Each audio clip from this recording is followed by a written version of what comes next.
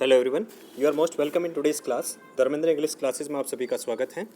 आज हम देखेंगे CBSE class 10th book first flight, जिसमें चैप्टर नंबर 1 की फर्स्ट पोइम है डस्ट ऑफ स्नो। इसके एमसीक्यूज़ के देखेंगे आज। और एमसीक्यूज़ जैसे हमें मालूम है कि एमसीक्यूज़ मोस्ट इम्पोर्टेंट क्वेश्चंस के अंदर हैं। और पार्ट 1 का जो सीबीएसई का जो एग्ज़ाम होने वाला है नवंबर दिसंबर में, उसमें एमसीक्यू टाइप क्वेश्चंस आएंगे। तो इस वाले पोइम के कौन कौन से इंपॉर्टेंट एमसीक्यूज़ बन रहे हैं वो देखते हैं। तो लेट्स बिगिन। और आपको पूरे वीडियो पूरा कंप्लीट देखना है ताकि इससे रिलेटेड सारे एमसीक्यू टाइप क्वेश्चंस आपके क्लियर हो जाए। Let's start today's quiz. First question is that, ये है पोइम का नेम है dust of snow. And first question begins, who is the poet of the poem dust of snow. Dust of snow के poet का क्या name है? ये most important question है, 1 मार्क क्वेश्चन। और मोस्टली चांसेस हैं कि सारे एमसीक्यू टाइप क्वेश्चंस 1 मार्क वाले आएंगे।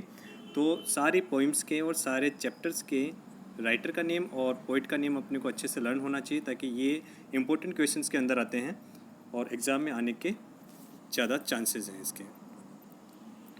ओके, तो यहाँ पर इस वाली पोइम के पोइट कौन है? Robert Frost. The right answer is Robert Frost. ये आपको लर्न होना चाहिए, यहाँ पर कन्फ्यूजन की कोई कंडीशन नहीं होनी चाहिए। बहुत सारे हो सकता है कि रॉबर्ट फ्रॉस्ट में ही स्पेलिंग एक दो लेटर्स चेंज करके ऑप्शन में आ जाए, या फिर दूसरे पोइट्स का नेम भी आ सकता है। यहाँ पर कन्फ्यूजन क्रिएट किया जा सकता है, लेकिन ये अपने को यहाँ पर बहुत केयरफुली अपने को ऑप्शन सेलेक्ट करना है, नो टू यस पे जाना है। और question number 2, the poet says of a day I had rued. What is the meaning of rude? Rude, R-U-E-D. Rude का मतलब क्या है यहाँ पर? Of a day I had rude. Rude का मतलब क्या है? Here the rude meaning is held in regret. Regret में पड़ जाना। Regret मतलब होता है पश्चाताप। Okay, next question number 3. What is the rhyme scheme of the poem? इस पोइम की राइमिंग स्कीम क्या है? डस्ट ऑफ स्नो जो पोइम है उसकी राइमिंग स्कीम क्या है? तो एग्ज़ाम में आंसर क्वेश्चन आ सकता है, what is the rhyming scheme of the poem dust of snow. Dust of snow poem की राइमिंग स्कीम क्या है? तो यहाँ पर राइमिंग स्कीम क्या है इसको आप अच्छे से देखना है, क्योंकि यहाँ पर मोस्टली राइमिंग स्कीम में कन्फ्यूजन क्रिएट किया जाएगा एग्जाम में। तो यहाँ पर A B C D, option number D correct answer है। ए बी सी डी, ये इसका करेक्ट आंसर है rhyming scheme. Question number 4, name the poetic device used in the line and saved some part. And saved some part, इसमें कौन सा poetic device use किया गया है? तो यहाँ पर जो यूज किया गया है आंसर इज़ एलिट्रेशन। और एलिट्रेशन कहाँ पर होता है? जब किसी पर्टिकुलर लाइन में 2 या 2 से ज़्यादा वर्ड का स्टार्टिंग साउंड कॉन्सोनेंट हो तो वहाँ पर एलिट्रेशन होता है। तो यहाँ पर सेव्ड सम, यहाँ पर 2 वर्ड्स का स्टार्टिंग साउंड जो है कॉन्सोनेंट साउंड है, इस वजह से यहाँ पर पोएटिक डिवाइस है alliteration. Next is what uplifted his mood. यहाँ पर हिज का मतलब है पोइट। कौन सी चीज़ ने पोइट के मूड को अपलिफ्ट किया?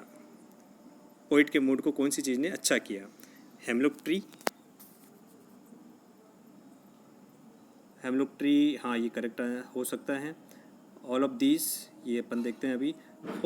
Falling of snow on his shoulder, जो स्नो गिर रही थी उसके शोल्डर पर, उसने उसके मूड को सही किया, हाँ ये भी हो सकता है।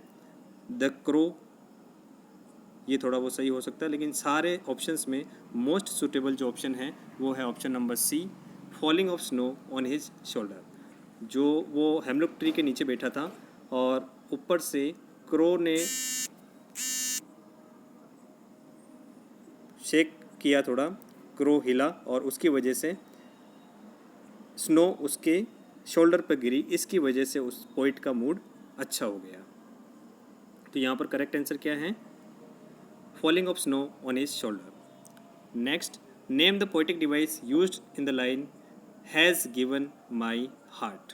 हैज़ गिवन माई हार्ट, तो यहाँ पर पोएटिक डिवाइस कौन सा है? यहाँ पर अगेन एलिट्रेशन है। एलिट्रेशन क्यों है? क्योंकि किसी पर्टिकुलर लाइन में 2 या 2 से ज़्यादा वर्ड का स्टार्टिंग साउंड अगर कॉन्सोनेंट साउंड है तो वहाँ पर एलिट्रेशन होता है। तो यहाँ पर क्या है, has given my heart, H ह साउंड जो है यहाँ पर रिपीट हो रहा है। तो यहाँ पर क्या है, दो वर्ड में ह साउंड रिपीट हो रहा था, इस वजह से यहाँ पर क्या है, alliteration. Next question number 7, what does dust of snow represent? इस पोइम में डस्ट ऑफ स्नो क्या रिप्रेजेंट करता है? तो यहाँ पर करेक्ट आंसर क्या है देखते हैं, कूल वेदर, नो। और ऑप्शन नंबर 2 ये नन ऑफ दिस, ये बाद में देखते हैं अभी। पार्टिकल्स ऑफ स्नो ये रिप्रेजेंट करता है क्या? तो ये सिंपली मीनिंग तो करेगा नहीं।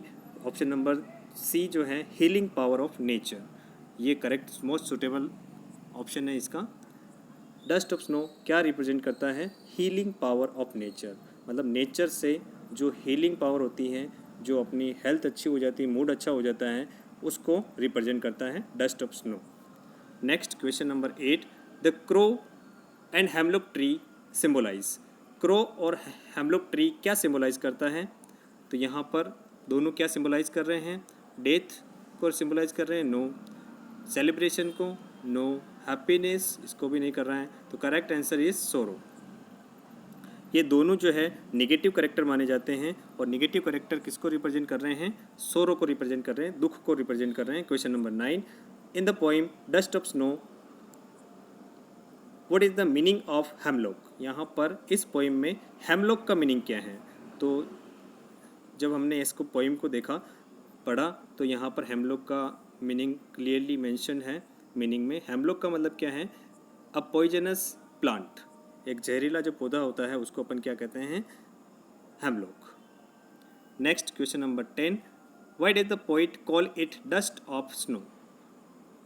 इस पोइम में इसको डस्ट ऑफ स्नो क्यों कहा गया है? इसका करेक्ट आंसर देखते हैं। Question number 10, they came over him like dust, dust के जैसे उसके ऊपर आया।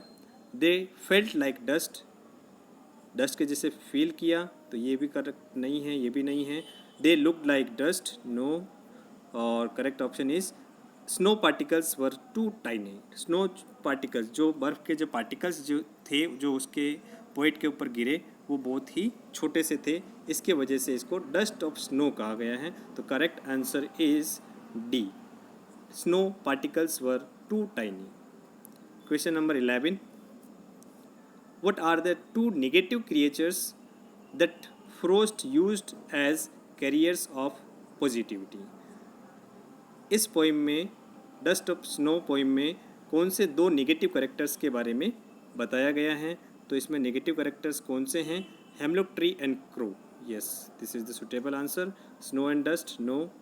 हेमलॉक ट्री और स्नो, ये भी नहीं है। स्नो और क्रो, ये भी नहीं है। तो most suitable option is a, hemlock tree और क्रो। दो नेगेटिव कैरेक्टर्स बता रखे हैं यहाँ पर इस पोइम में। Question number 12, the poet was standing under, poet किसके नीचे खड़ा था? कौन से पेड़ के नीचे खड़ा था? ये क्लियरली है, answer is very clear. Option number B, hemlock tree, hemlock tree के नीचे खड़ा था poet. Question number 13, was sitting on the tree, tree के ऊपर, पेड़ के ऊपर कौन बैठा था? क्रो या पोइट? तो यहाँ पर crow was sitting on the tree, पेड़ पर कौवा बैठा था। Question number 14, the particles of snow fell on the, जो स्नो के जो पार्टिकल्स हैं वो किस पर गिरे?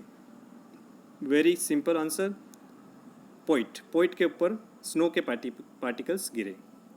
Question number 15, the crow Shuk down the particles of, the crow Shuk down the particles of, crow ने किसके पार्टिकल्स नीचे गिराए? तो very simple answer, answer is snow, snow के पार्टिकल्स क्रो ने नीचे गिराए। किसके ऊपर गिराए? पोइट के ऊपर गिराए। तो ये सबमिट कर देते हैं। क्वेश्चंस कितने सही होते हैं देख लेते हैं। क्वेश्चन 15 आउट ऑफ 15 करेक्ट हैं, 100% क्वेश्चंस करेक्ट हैं। तो that's all for today's class, bye everyone. or for more updates you can subscribe this channel, or if you have any type of doubt you can mention in chat box. I will try to give the answer. Bye everyone, see you in the next class. Bye bye.